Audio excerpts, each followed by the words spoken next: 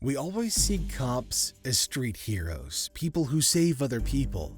But how do you continue to have faith in them when they're the ones who become dangerous? Have you done cocaine before? Yes. Do you think you've overdosed on it? I think so, yes. We're getting some assistance to you as quick as we can right now. Hi, I'm calling at Thomas and Dexter Avenue North. On January 23, 2022, Seattle police received a call about a potential overdose from a man named Alex. Officer Kevin Dale, a single officer, was dispatched to Alex's location on 6th Street North downtown. He quickly swerved his police SUV through downtown traffic, flashing his lights and blasting his siren to warn oncoming traffic and pedestrians. As the collision occurred, Officer Dave's car was hit by a pedestrian crossing the road. Despite Dave's persistent CPR, the pedestrian remained unresponsive. Janavi Kandula was in the crosswalk at the Thomas and Dexter intersection when Dave's patrol car hit her. King County Prosecuting Attorney's Office released the video after Fox 13's public records request. At 30, Officer David notified dispatch and a squadron of police cruisers and ambulances arrived to assist. The scene unfolded in downtown Seattle, and eyewitnesses called for help. Officer Dave's colleagues comforted him as he described what happened on the crosswalk. The young woman lying unresponsive in the street, a 23-year-old grad student, passed away after being transported to the hospital. First published by Publicola, the video shows Dave performing CPR on Kandula moments after hitting her as several first responders start showing up. You all right? No, I'm not all right. Just take care of it. Bodycam footage from Officer Dave's cruiser was collected and sent to the police archive for review during a pending internal investigation. Another police bodycam would later elevate this freak accident.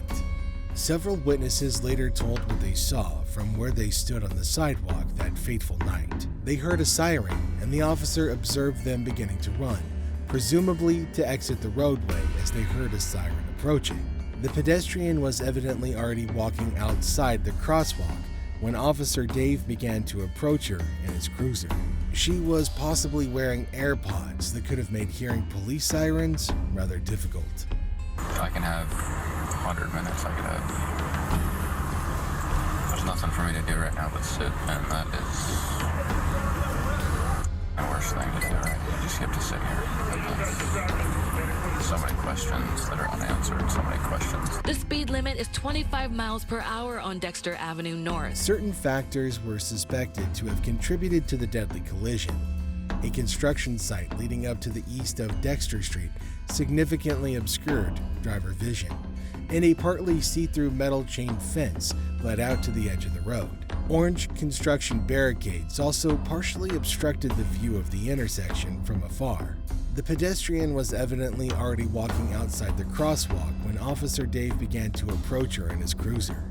Later analysis of the footage revealed that Officer Dave had performed proper collision avoidance braking and emergency steering to the center of the street. However, the Ford Cruiser was too powerful to be slowed by a short period of braking, and the steering didn't effectively change direction.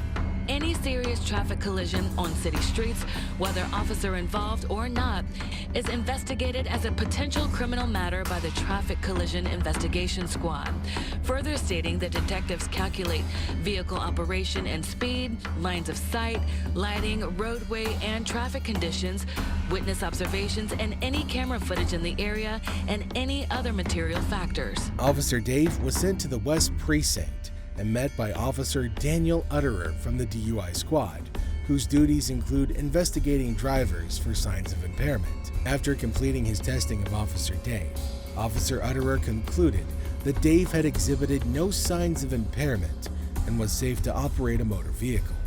Police archivists were routinely going over bodycam footage to prepare for internal review and analysis when they stumbled on a potentially problematic piece of audio captured by Officer Utterer's bodycam immediately following his session with Officer Dave. The bodycam had recorded Officer Utterer's side of a phone conversation with Mike Solon, the president of the Seattle Police Officers Guild. The department. No, it's a regular person. Yeah, just write a check. Just Yeah, $11,000. She was 26 anyway. She had limited value. Seattle police say the video was flagged by a department employee, saying the Office of Police Accountability is now investigating. The Bodycam video was brought to light, allegedly by a leak to the media, and complaints from outraged citizens began pouring in. The Police Officers Guild issued a press release addressing the alleged misconduct and claiming that Officer Utterer's comments had been taken out of context. Within days, the Office of Police Accountability received a complaint that alleged Officer Utterer had violated department policy. Anyway, she had limited value. Were you aware that it was being recorded? No, I was not. Do you believe that you violated this policy? I did not violate that policy. It was a private conversation. Police officers, we deal with tragedy, and humor and sarcasm is used for us as a coping mechanism. Operator Utterer initially requested a rapid education, a mechanism of the police bureaucracy that would waive a full investigation in exchange for minor discipline. But his request was denied. Officer Utterer and Union President Solon were both brought in to give official statements. Sergeant Corey George of Seattle's Office of Police Accountability interviewed them, and they discussed the content and context of the phone call between Officer Solon and Officer Utterer. President of the Seattle Police Officers Guild, the largest law enforcement labor union in the Northwest. The Guild did not return a request for comment. The conversation revolved around the officers' limited information on the scene and the conversation between the two officers. Officer Solon remarked on the tragedy of the situation and the city's financial burden on the family. Officer Utterer mentioned writing a check for $11,000, but he laughed for a few seconds before saying that she was 26 years old and had limited value.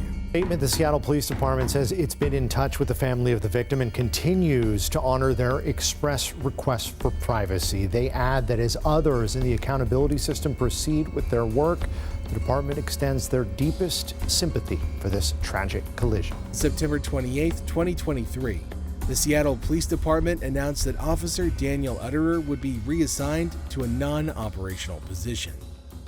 I don't think she was thrown 40 feet either. I think she went up on the hood, hit the windshield, then when he hit the brakes, flew off the car. But she is dead.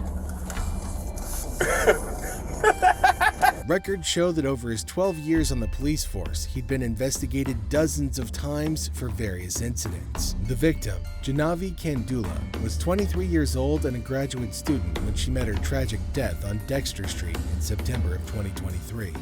Northeastern University in Washington elected to award her a posthumous degree. The King County Prosecuting Attorney's Office is currently conducting a criminal review of the case. I understand that if a citizen were to hear it, they would rightfully believe I was being insensitive. The comment was not made with malice or a hard heart. Quite the opposite. She is dead.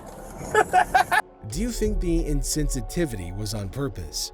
Or do you think the cops also find different coping mechanisms? Sometimes they're twisted, but are they really coping mechanisms nonetheless? Let us know your thoughts in the comments below, and don't forget to give the video a thumbs up and subscribe to the channel if you want us to keep on bringing more bizarre and shocking cases to you, just like this one.